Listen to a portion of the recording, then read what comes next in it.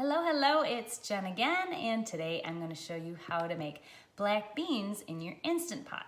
And the reason I want to show you this method is because this is the no soak method. So this takes so much less time than having to remember to soak your beans overnight and then cook them and watch them. This is put them in your pot and forget about it, okay?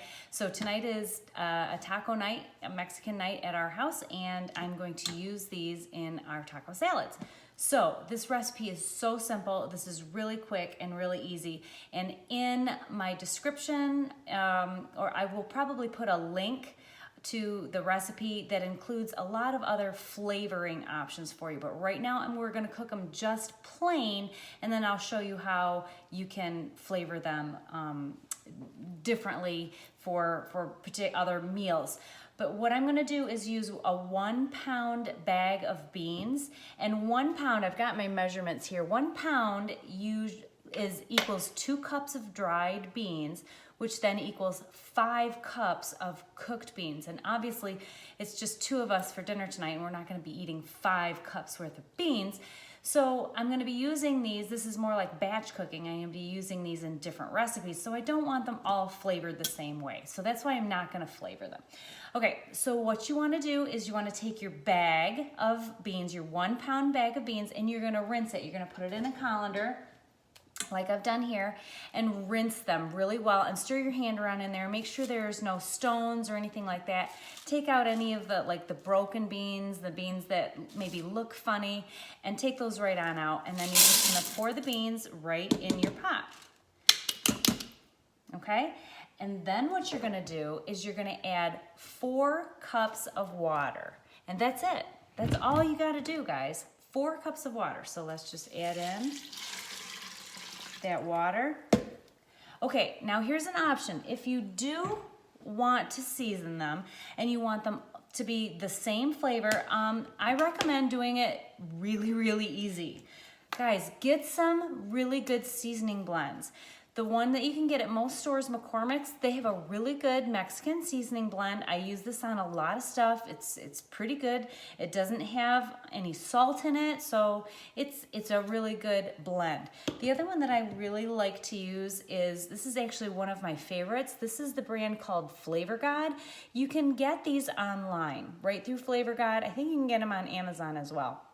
This one is called Taco Tuesday, and it's a really great blend. They use a really high quality herbs and spices in these blends. There's tons of different flavors. They have an everything spicy, which is really good. It's just kind of a mildly spicy everything flavor, like an everything bagel, only a little spicy. And they also have just everything that's not spicy. They have tons of them. So if you want some really cool spices that are not super expensive, but are yet great quality seasonings, try out Flavor God.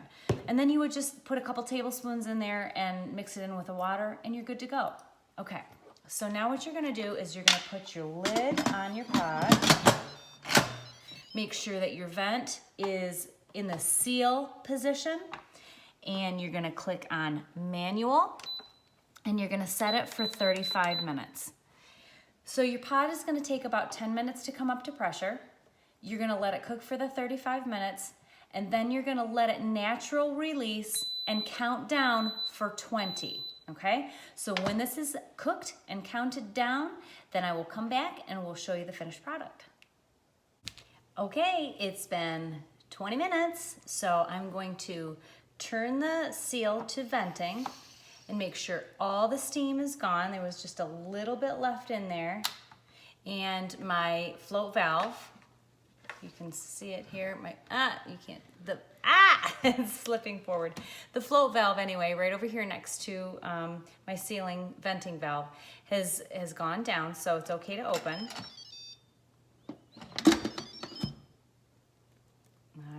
Let's let the water drain out. And, okay, you ready? Look at that. Beans, perfect beans with just a little bit of water, if you can see it down here, just like you would get if you were opening a can of beans, but if you stir it up, It's just very, very little, very small amount, and the beans are just all nice and soft. I can feel them. There's nothing crunchy in there. So these are gonna be perfect for dinner tonight, and then you can store them. I'm gonna shut this off. So what you can do is you can put these in your freezer or in your refrigerator. They'll stay for about a week in your refrigerator, or you can freeze them. I would freeze them in maybe half-cup servings, just like we did. I did that with the bone broth that was reserved from the whole chicken that we cooked. If you haven't seen that video yet, it's coming. So anyway, here is your black beans, and now you can portion these out like we talked about, and then you can season them with whatever seasonings you want. You can use the McCormick's, you can use the Flavor God, you can use your own methods. You can put onions and different things right in here and cook it right along with it.